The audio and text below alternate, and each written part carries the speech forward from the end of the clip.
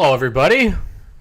Hard to believe it is already the end of the 2023 season. Man, oh man, oh man. It's hard to say that the NASCAR Pinty Series season is at the end already. And we have one more weekend to go at Delaware Speedway, where potentially it all seems about formalities right now, but it would appear that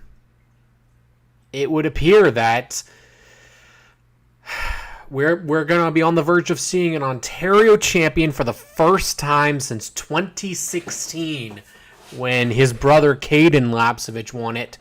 I'm not sure exactly how many entries we're going to get, but it's not going to be over 30. So,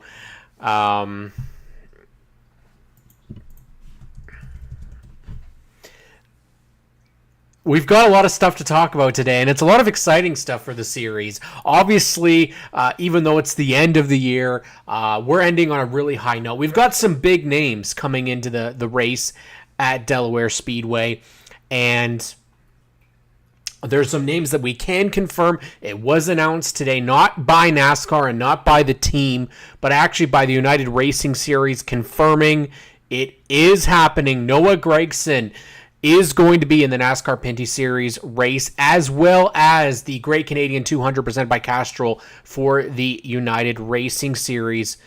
It is extremely exciting to have a name of a Cup Series driver. Yes, he had some troubles this year, and that's regrettable, but he has gone through the reinstatement process. He has gone through the training that NASCAR has drivers follow up with. And you know what? I think this is a great thing.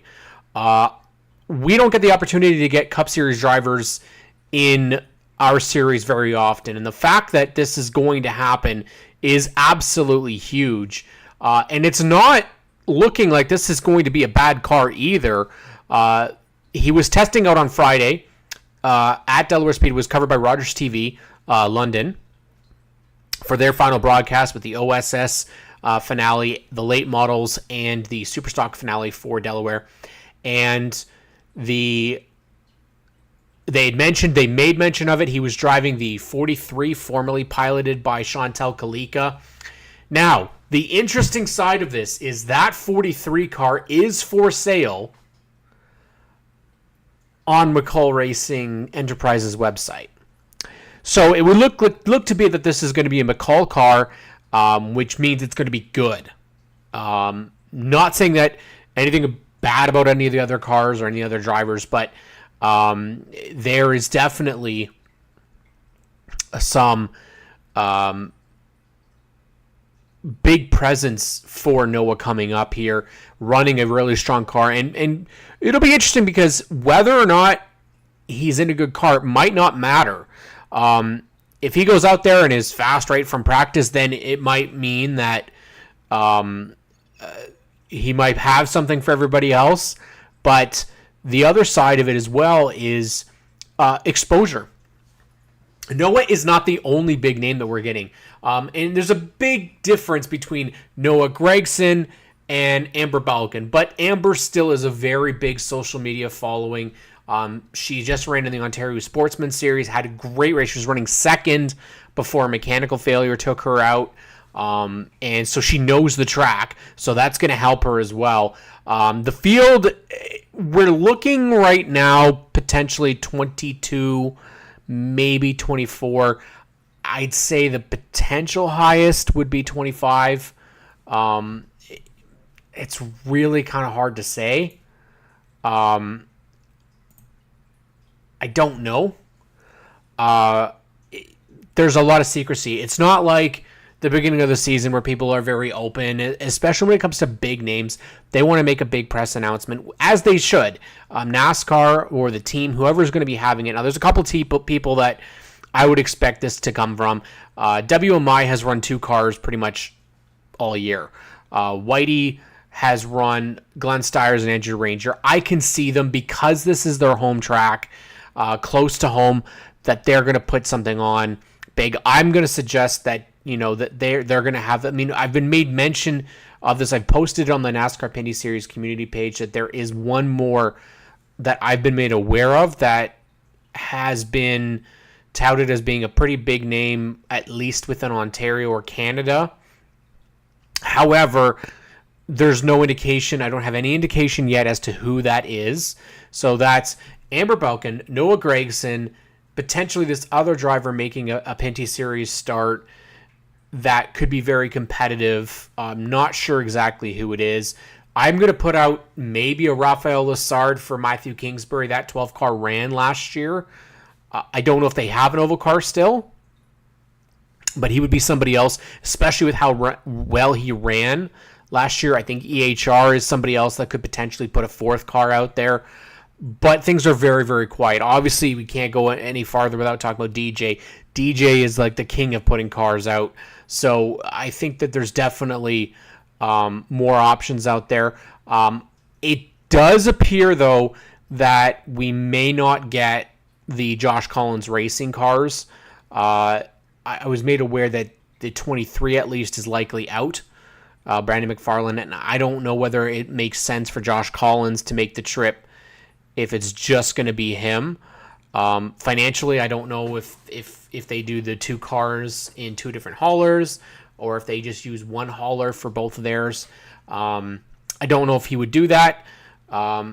I definitely think that this was one of those races that we could say there is a lot of people that want to make it to the finale. This fall brawl has become a lot more than what it ever was before.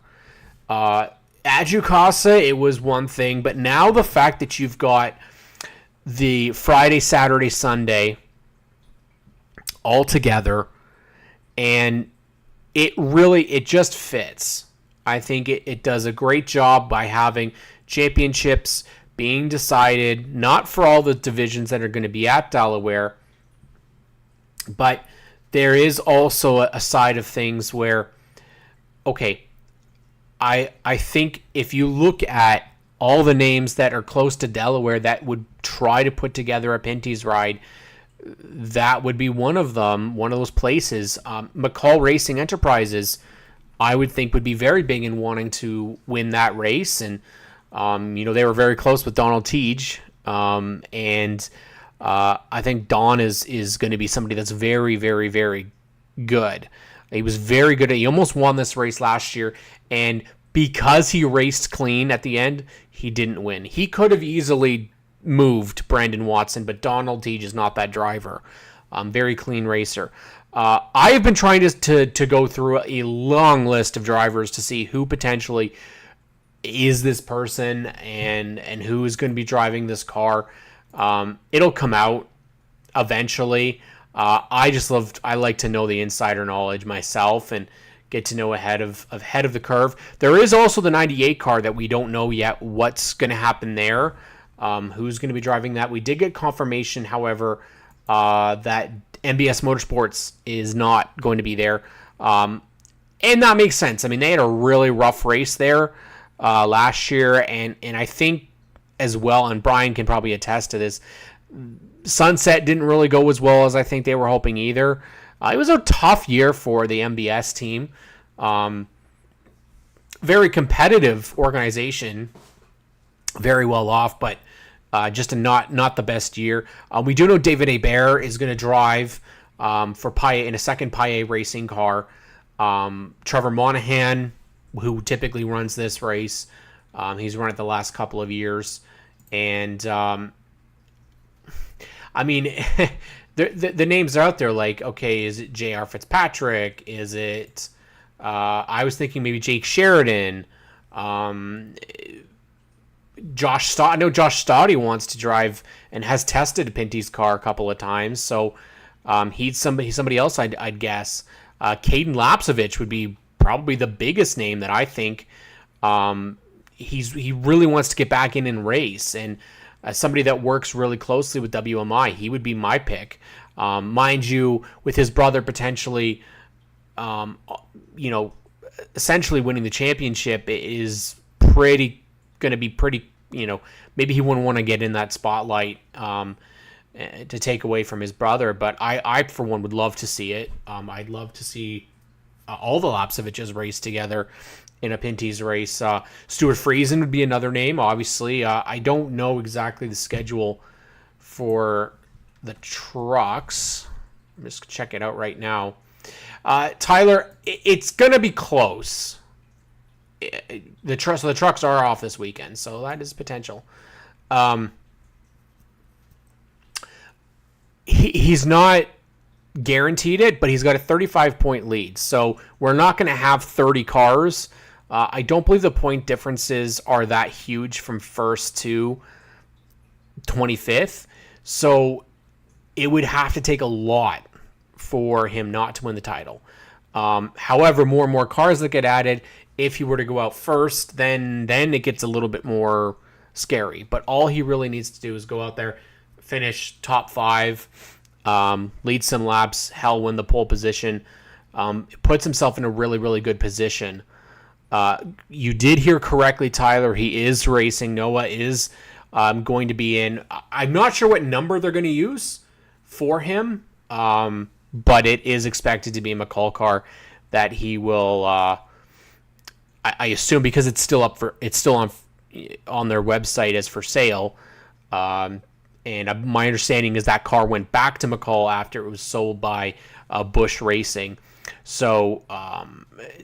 But again, maybe it's a DJK car. I really don't know if that car has been potentially sold to somebody else or prepared to somebody else. They've got a lot of secrets going on this last weekend because it is a big, big weekend. I mean, I think Oshweekend was something that we were hoping this would turn into this.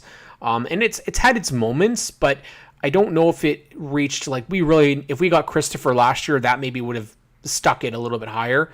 I think Noah coming in, it's not just that he's coming in now, but he's coming in as a young prospect and somebody that has been a Cup Series driver, a Xfinity Series driver, a Truck Series driver. He's not coming in as a truck racer or an ARCA racer. There's a huge difference, and people might not remember, but Noah has experience in the NASCAR Pinty Series. This would actually be his second start. He ran at CTMP for for DJ Kennington. That's why I kind of figured the 2 and 2 were working together. He's just been reinstated by NASCAR, so this gives him an opportunity to race something prior to next year, where ultimately he could be back in the Xfinity Series or in the Cup Series. So there's a lot of option there. I've heard a lot of talk about some people potentially leaving full-time next year, leaving the tour altogether. So there's potentially silly season coming. Now, there are names that we know are likely back next year. I mean, as long as Castrol's back, DJ would be back. As long as we already know what Alex Gannett has been signed. He was signed a multi-year deal to drive the 3 car, so he would be back. I'd expect Napa and Kevin Lacroix will be back. Marc-Antoine Cameron and Paillet will be back. So it really is going to be very interesting to see what we have next year, because I think the names that you want to watch, Trayton Lapcevich, Kyle Steckley, would be the 2 names, at least from Ontario racing. It's not a shot at Marc-Antoine Cameron, but 40-year-old driver staying in the series isn't as shocking as maybe a younger driver that has a ton of potential. Obviously, Kyle Steckley getting a ride with Jet Motorsports. The sounds of, as Kyle's talked about, planning on trying to work down it and be in the Snowflake 100. Of course, if he wins the APC United Championship, he will get a ride in the Snowflake. Whoever wins the championship was, I believe, guaranteed a spot in the Snowflake 100. So Trayton Lapcevich would be those names. Obviously, JP Bergeron, Alex Gannett have those are the young names of our series, and the ones that do have some funding. Thomas Neveu is somebody else who I expect will be around as long as, again, he wants to be. That's the bigger kind of look for next year. I don't know where some of these names are going to go. I mean, Glenn Stiers, he can race wherever he wants. JP Bergeron, do they stay with Dave Jacobs, or do they try and find another team to work with? We know Gannett would be back. Trevor Monahan likely would do a couple of starts each year. Brandon Watson, that's a question mark for me because he didn't go to Circuit Icar. We don't really know the financial situation of that team. We don't know the situation with them. They've got some sponsorship, obviously with Leland on there, and they've had Sheer Metal Products, GMS on it, but I don't have the faith that they're coming back full time, especially considering how rotten his year has been. Brandon Watson, when he was in the APC series, was lights out. You hardly ever beat him. He really just has had an awful year this year. And I don't think anybody was expecting out. If there's a racetrack that he potentially could go on and win, it would be this race. DJ Kennington as well, same situation. Tag is another one where he basically could go anywhere he wants. If he wants to stay with 22 Racing, I don't see why he would leave. That would be the place for him to stay. Trayton Lapsevich, that's a big question mark. The one thing I think we've got to look at is, okay, Trayton only was able to complete this season because of Glenn Stiers. Not saying that he wouldn't have got other partnerships, but it was mainly Glenn Stiers that helped them get to this finish line here, and it really worked out for them, and he's had a dominant season. One of the best seasons that we've ever seen in the NASCAR Pinty Series. And actually, legitimately, you got to go all the way back to when his fellow Ontarian, DJ Kennington, was a champion, winning 7, I think he won 7 of 12 races, won 4 or 5 in a row. It was unbelievable, the stuff that he did. So, while we can say DJ, is one of those names that we want to be here forever, which is true. I think we'd love to see that. There is another side of this, which is, well, you got to have the young stars. And we don't really want to lose Kyle Steckley or Trayton Lapsevich to go race down south. We've seen it. J.R. Fitzpatrick, Pete Shepard. It just, even Alex LeBay, it doesn't seem to ever really work out. Problem is, that's where there's a lot of money. Now, I think obviously the bigger difference is Trayton Lapsevich, a lot younger. Kyle Steckley, a lot younger. But the big question mark is, okay, if they go and race down south, what happens with 22 Racing? Do they stick around? It's a scary thought if they don't. Thomas Nava in the 24. Eviram coming into the series has done an amazing job. He's really had a rough year as well. And so, I again, one of those guys that I'm like, is this somebody that is going to stick around? I'd say give it one more year. Definitely give it one more year. Andrew Ranger, as long as he's got some support from Paillet, he would be back. Whether or not, though, they decide to keep Ranger with WMI or potentially move to a Paillet Racing car, that would be the interesting point of contention. Is Andrew has also had a really rough year. He's 10th in the point standings right now, so he did move up following our last race at CTMP, but it's 10th place. Not the best year for him.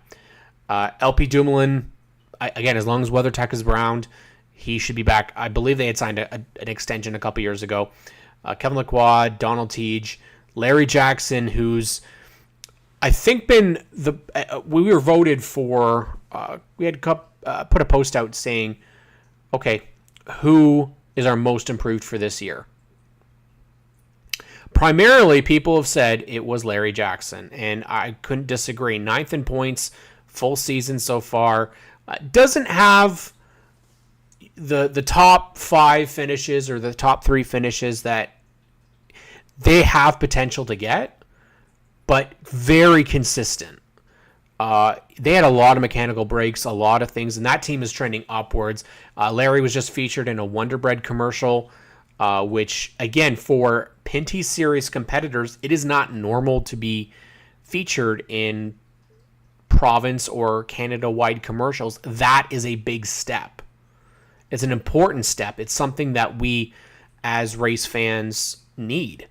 As much as I love seeing our Pinty's commercials and commercials featuring the drivers of the Pinty Series, they can't only be on TSN. It has to be something that's marketed on regular channels as well. So that's the hope, is that you can get a couple more corporate situations like this. Obviously, with like Taglioni is a perfect example. The stuff that he does for Saint Hubert, for Tag E-Karting, for all of his partners, for Quick Wick, he is always doing something. And he, especially for Saint Hubert, does a lot of promotion, a lot of great funny stuff, and he's a guy that does a lot for his partners. Dexter Stacey is one for next year. You know, he's been a couple years now at EHR. Is that the same solution for him?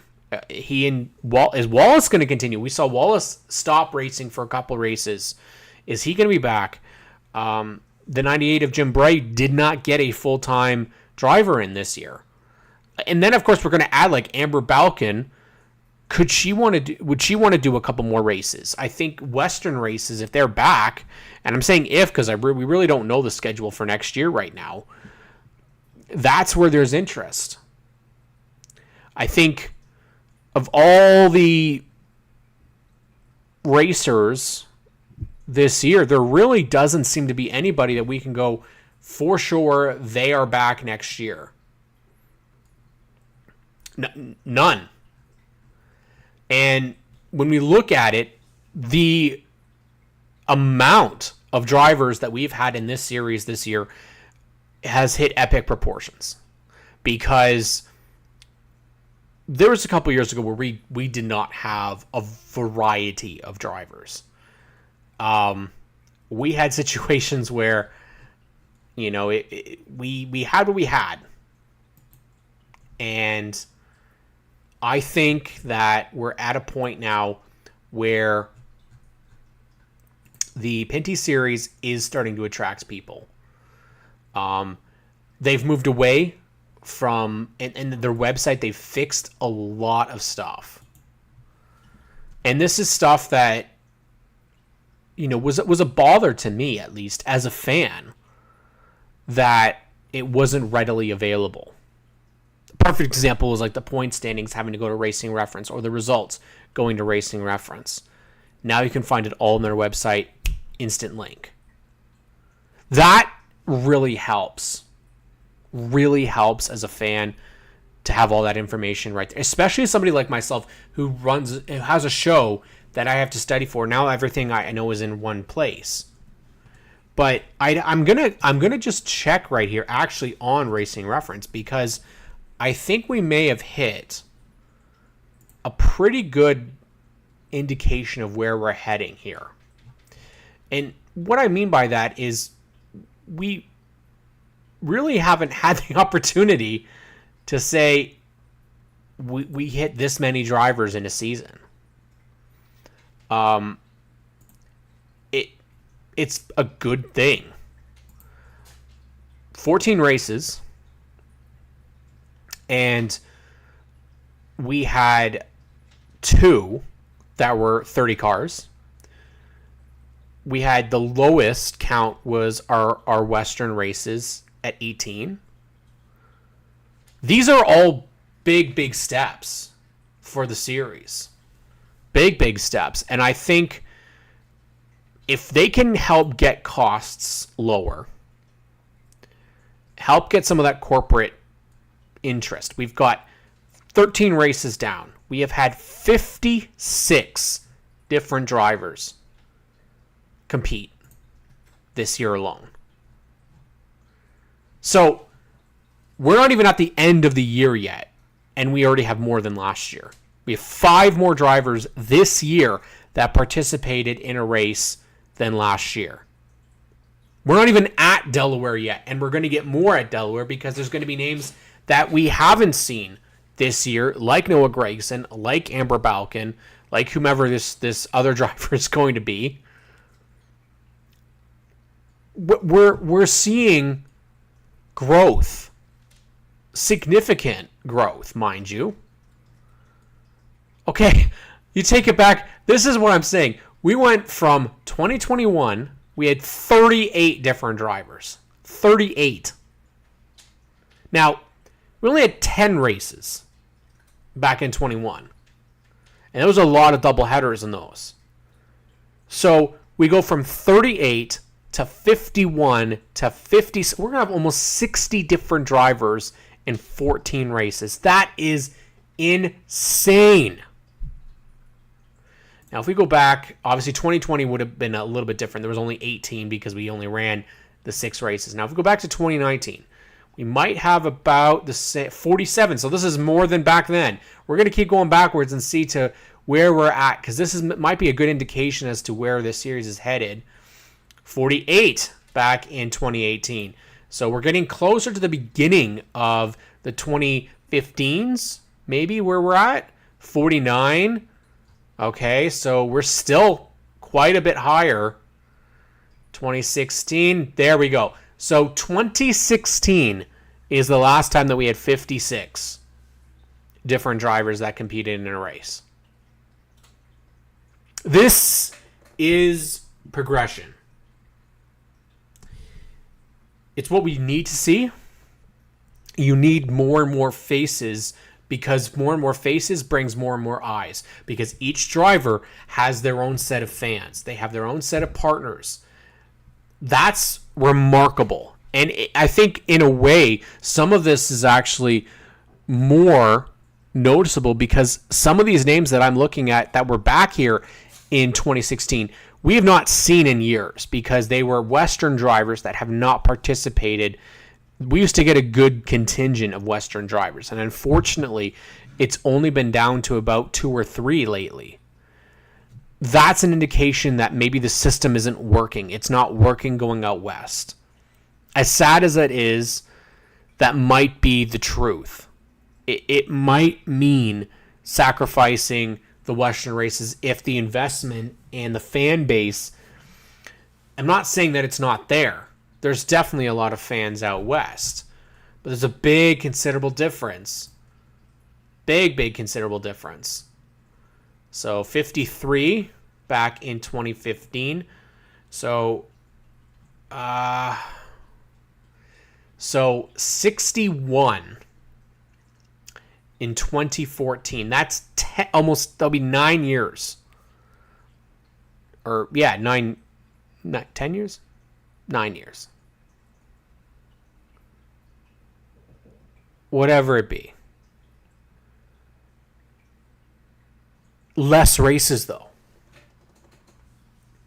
So 2014 is where we've got. Now, we're not going to get to 61 this year. Like, that's not, I don't expect we're going to get 5 new drivers or 6 new drivers. We could. We very well could, and there might be some surprises in there. But 2014, when you think about how much this is going through the series through COVID and dropping off to 38 to go from 51 to 56, potentially 60 new drivers in a season in 14 races is the right way of increasing. Now, does that mean the quality is there? Does that mean the level of the competition is there? No, it doesn't. It doesn't mean that that's the perfect range. But all these boxes are being checked for next year. And we've talked about it on this show before, that if we go full bore next year, 2024, it'll be 10 years from the 2014 season. Things have changed a lot in 10 years. For the first thing, we wouldn't have, we have more drivers here competing full time. There's only 8 back in 2014. You have considerable difference in the landscape of drivers in this series. Primarily an Ontario series from 2007 in its inaugural NASCAR name, all the way up until this period. I mean, we've seen a huge change over the last 3, 4, 5 years with the amount of Quebec investment and Quebec competitors in this series. And right now, I mean, some of these names that you see here 10 years ago, LP Dumoulin, DJ Kennington, Andrew Ranger, Alex Tagliani, and Larry Jackson. Matthew Scannell made a couple starts that year, but J.R. Fitzpatrick, Scott Steckley, Jason Hathaway, Noel Dowler, Joey McComb, Mark Dilley, Jeff Lapsevich, Steven Matthews, Anthony Simoni, Ray Cordemosh, Kerry Mix, Erica Thiering, all these names have kind of moved on, and now we're getting this. And this is what's going to be very, very important for the NASCAR Pinty Series, is that those names that we've mentioned that have been here for 10 years, and prior to that, obviously, some of these names have been around a lot longer. But the important thing that we have to look at is, all right, all those names that we're mentioning are going to retire at some point. We know success doesn't stay forever. And with time, it could cause a lot of drivers to move on and not have a replacement. That's why it's so important to have the Kyle Steckleys, the Trayton Lapseviches, the Alex Gannett's, Thomas Neuveus, the JP Bergerons. These are names that will replace the veterans. Now, we still have a lot to decide as fans what we like to see here. I think competition-wise this year, it's been a little bit different. We haven't seen a wide variety of winners. We've seen it basically between two cars all year round. That doesn't really happen in this series, and it really hasn't happened for many, many years. I mean, we can go back. Let's go basically in a succession here. So the most wins out of 11 races that we had, the most won by a driver in 2014 was 3. 3. And that was J.R. Fitzpatrick. In 2015, 3 again. 2016, 3 again. So we're seeing a trend here. 5 by Alex Labay in 2017, 4 by Kevin Lacroix, and 3 by Caden Lapsevich. So I'd argue that those three drivers, I mean, when you're talking about a 13 race season and it's dominated by 12 wins between 3 drivers, that's one of those cases that we're talking about. So 2017 was definitely a year like this. Then you've got 3 wins as the max again by LP in 2018. 4 wins by Ranger in 2019. 3 wins by Hathaway in the 6th race. That's a little bit different though. 2021 most, and this was the bigger one, is that 2021 the most wins for any driver was 2. Now mind you, we only had 10 races, but still 2. Then last year 3 again between Cameron and Lacroix. This year though, when you look at it, it is between 2 teams, and it's 11 of 13 races have been won by Paillet or 22 Racing. Sorry, not so 6, 7, 8. Sorry, 8. And then we'll add the 4. Yeah, so 12. 12 of 13. Unbelievable. Kevin Lacroix is the only non-Paillet/22 Racing team to win this year. 6 wins for Trayton Lapsevich. in we look at the title, like, there is no real way, I don't believe, that he can lose the championship. If there was like 35 cars, maybe. And Cameron would literally have to do everything, get every possible point, and I just don't see that happening. Cameron he's not had the best history at Delaware Speedway. So it's not one of his strong tracks. Whereas Trayton Lapcevich knows the Speedway very, very well. I've heard rumblings as well about some new tracks for next year. Not just road courses, but ovals. And not just asphalt ovals. So whether or not there's legitimacy there, I'm not going to say, because frankly, it's not my place. I want the series. They're going to announce it. They're not going to announce it, I would think, before the Cup schedule, because I think the big question mark still lingers as to Montreal. There was talk this past week that that is happening, and that it's happening for multiple divisions. Again, though, unless it's announced, things can change. Because we know, like, with the Pinty series, perfect example, is there was a lot of belief last year that there was articles printed by authors and publications in Quebec that said it was happening at Granby last year. That it was going to happen, it was signed, it was happening, and then it didn't happen. So the one thing that we don't want to do is go out and announce something and then it doesn't actually happen. The whole thing with Christopher Bell last year is a perfect example. People get all hyped and then unfortunately it doesn't happen. Well, things happen in racing and it sometimes doesn't happen.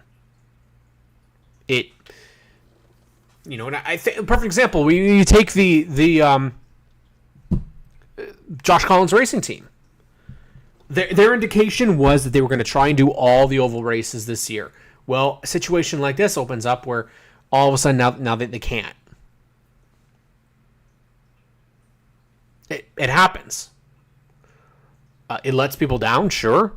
But we also don't want to jump the gun. That's why when people are asking, why isn't the Pinty Series announced their schedule? Because they can't announce it yet. Well, why don't you just tell us who the driver is? Because it's not my place. Because if it doesn't happen and you say something beforehand, then it looks really bad. There's been occasions like this where drivers are set and stuff happens. Partnerships fall through. It happens all the time. Now, this mystery driver for another ride, I don't know who it is. I don't know any of their history. But people like to give a little bit of that, oh, by the way, I've got this. And they'll pass that little tidbit on. What I want to say is it sucked this year not being able to go to the track as much as I wanted due to health issues. But what's been really refreshing is to see the series that I cover and I love so very, very much succeed. They've added members to the NASCAR team. They've added social media people. They've added people that need to be there. They need to be there because they have something that the series needs. Enthusiasm, fire, drive. I'm not saying it wasn't there before, but sometimes getting a fresh pair of eyes and getting some fresh feels is exactly what a series needs to kick some life into it. Not saying that we didn't have it before. I think that one poetic way for this season to end would be if Andrew Ranger could win at Delaware, especially after how it ended for him last year. A guy who maybe isn't looking forward to Delaware could actually be Trayton Lapcevich. Not the fact that he could win this championship, but the reality is he really hasn't had great runs in the Pinty series. I think he's been involved in wrecks each time he's raced at Delaware. Trayton has dominated this year. He has led 983 laps. Now, Marc-Antoine Cameron killed everybody last year in the laps led. I'm going to just check it right now because it was something crazy like that too.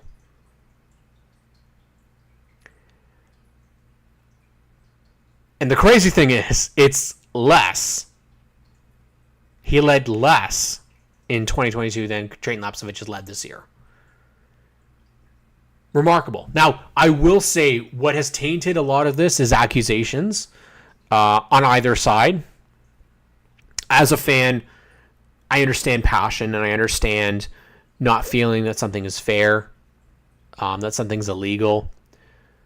Accusations and posting stuff on social media, questioning calls, especially if you are a points competitor, I wouldn't go about doing it that way because it looks cheap. If your car is illegal, if you're not winning on merit, then you should be embarrassed. The hardest thing to do is to win on merit. It is. I don't think that people would want to openly have something that wasn't legal and win that way. I don't know why you would invest all that money just to do that. But there was some evidence here that the teams up front definitely schooled everybody else. You have to go back and think about the real struggles of a lot of names this year. Names I expected that would be a little bit better. Alex Gannett. Strong start to the season, but really fell off towards the end. Dexter Stacy. Very strong start, but fell back. He had great runs at times all throughout the season. Brandon Watson. Andrew Ranger. We're at a point now where you've got people that want to come into the series, but we can't have people always throwing accusations back and forth at each other, especially trying to do it with the fan bases. What it does is it stirs up a lot of emotion and a lot of bickering back and forth. And then in the end, it becomes more than just this person winning. It's attacks on each other. And yes, this happens in sports. It does. It happens all the time. I mean, you look at hockey. If you say anything about the Leafs, you know you're going to get some people that are going to be completely anti-Leaf. But if the same thing you do with the Montreal Canadiens, you do the same thing. It happens. What I'm trying to get at is teams have to be responsible. Drivers have to be responsible. It's a hard thing to keep your mouth shut when you don't agree with something, especially if you feel that it's going against you. The reality is, though, if it's an issue with the series and something not being teched right, there's appeal processes. You would have to think that would work. Maybe it does, maybe it doesn't. This year has been a dominant one for basically two names.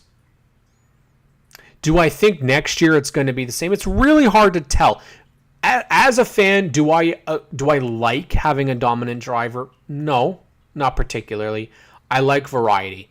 I really liked last year. I thought even though Cameron dominated a lot of the season by leading a lot, he didn't win a ton of the races.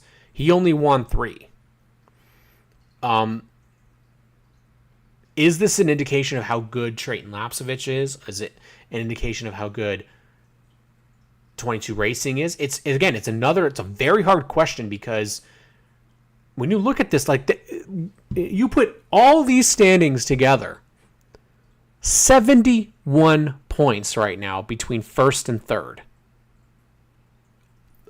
Unbelievable. 35 points between first and second in the last race of the season. And it was 38 last week. So a loss of, 3 points? It's definitely gone down in a couple of weeks. But, again, there's names that we look to for next year that I got to see something else. I got to see more. JP Bergeron is a perfect example. He's somewhat hit the afterburner. He started to get some better results. But are they there yet? I can't say yes. Now, again, there's some change there. Having one specific driver with a crew chief but a spotter, I think learning the cars is definitely a big part of it. What I'd love to see is some more Ontario presence. And I've said that for a while. As an Ontario fan, I have to admit that not having Ontario drivers compete for the championship or be close in it does get taxing after a while.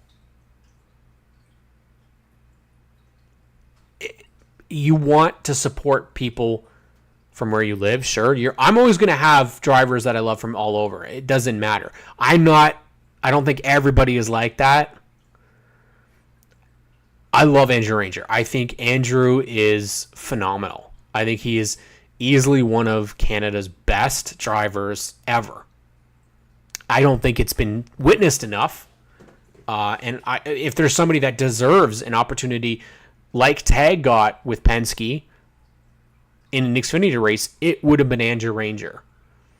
I think Kevin Lacroix is an amazing competitor. I think LP Dumoulin is as well. But do I want to see the Jake Sheridans, the Lane Zardos, the guys that don't have that revenue to get them in these cars? I do. I want to see some of those names get the opportunities that not a ton of people do. And it just seems to be really, really, really difficult. We know late model programs are extremely expensive right now. Pinty Series is extremely expensive. Partnerships just don't have the revenue to give to people anymore. You've got to provide something. And while it is very tough to get out there and be competitive, I think what we've seen is a coming together by these spec motors. Drivers that Larry Jackson was miles off the pace for years. For him, getting 4 top 10s in a season has been a bit of a dream. It's not the easiest thing for him, but to be on the lead lap for 9 of the 13 races, again, that is a progress that, for a guy that always kind of ran in the back, has been phenomenal. To have a team like Jim Bray have solid races with different drivers like Malcolm Strawn and Daryl Timmers, it shows progress. It shows that part of it is working. I think there's some work that we still have to do. Promotion is the biggest. It is not easy to promote a series when there's really nowhere you can promote it. It's how do you go about it? You've got a 1-block tape delay of television. You've got the live streams, which is, I think, the biggest step that they've made. But the revenue, where's the revenue? They've got merch out now. I don't want us to lose those stars. Jim says, sometimes teams and drivers just get everything right and can't do wrong, and there is the other side of that too. It's true. Rick says, cannot wait to see what Kyle Steckley will do for a season. I don't know if we're going to get a full season from him. Rick? I would hope so. But if he gets those opportunities to race late models down south, I think he takes that opportunity over a Pinty series.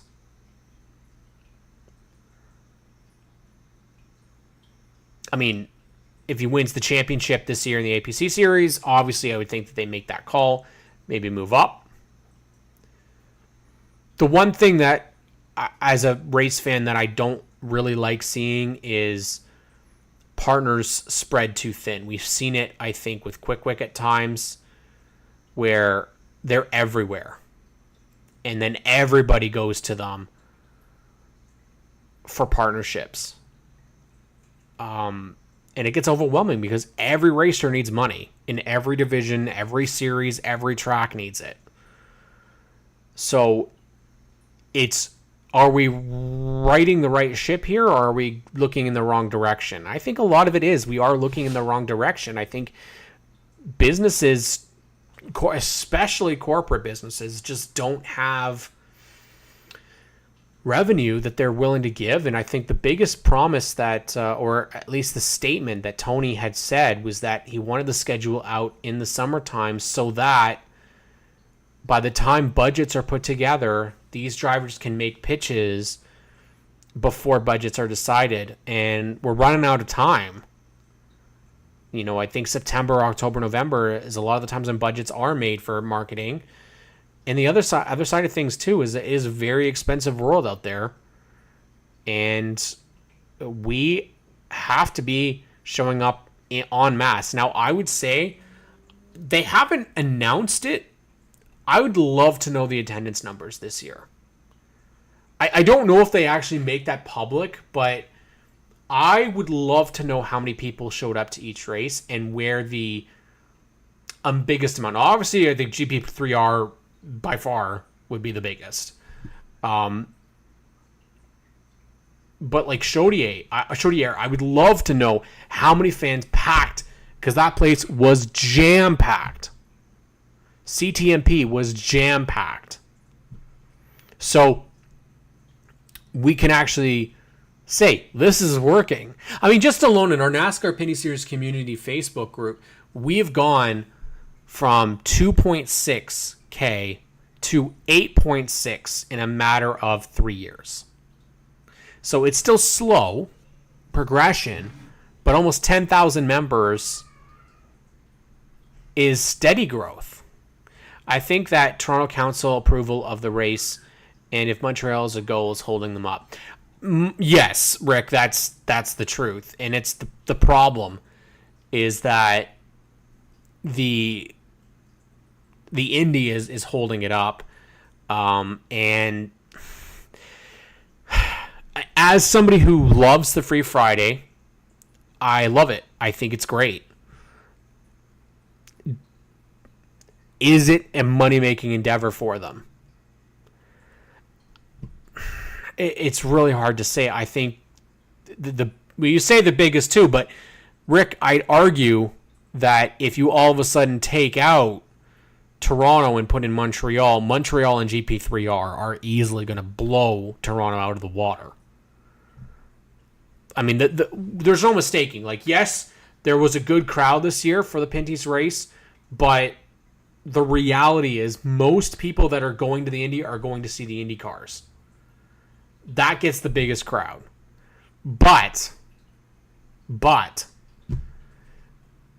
the other side of it too is if Montreal happens, they better have the Pinty Series there. If they don't have the Pinty Series, I would have lost all faith, because the reality is that's a tough thing for a Canadian race fan if our series isn't accompanying them. I can't see them not doing that, frankly, but we'll have to continue this topic all off season, and we'll try our best here on the page. Obviously, we'll be here to break down the race, the championship, hoping to go on Sunday. It's a matter of me getting a ride there and back, which I've worked on. Hopefully we'll be able to confirm that I'm going to go down there, and it would only be the third Pinty's race that I have seen this year. Unfortunately, wasn't able to make Toronto, wasn't able to go to a second CTMP, and not able to go to Quebec races this year due to health issues, but hopefully next year. The other side of it, though, is that we've really invested and spent a lot of time working on our local and weekly racing divisions, which has become a bit of a passion project for myself and for Graydon from our podcast. It's been a lot of fun getting to cover the weekly racers and seeing the weekly divisions, because at the end of the day, we need those to be strong so that people can filter up and go up the ladder. I think you got to either work your way from the bottom to the top or from the top all the way to the bottom.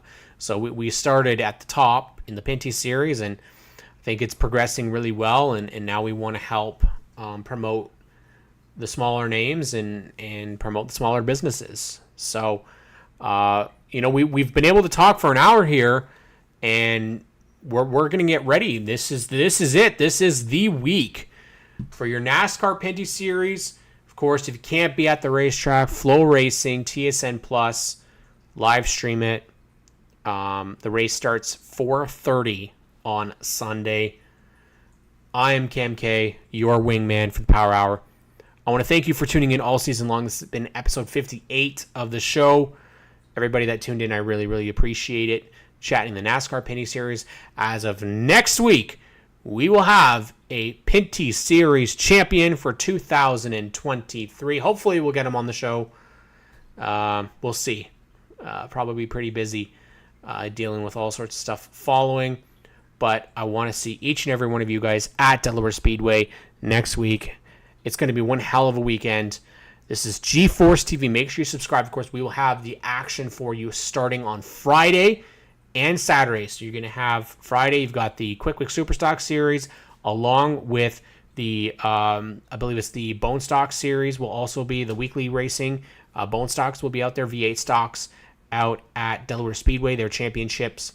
I don't believe it's the championship for the Bone Stocks, though. There's talk about that's going to happen at the Pumpkin Smasher. So, and then, of course, you got your Oscar Hot Rods Modifieds and the APC Great Canadian 200 on G-Force TV on Saturday. So make sure you check it. There's 28 APC United Late models that have been registered so far.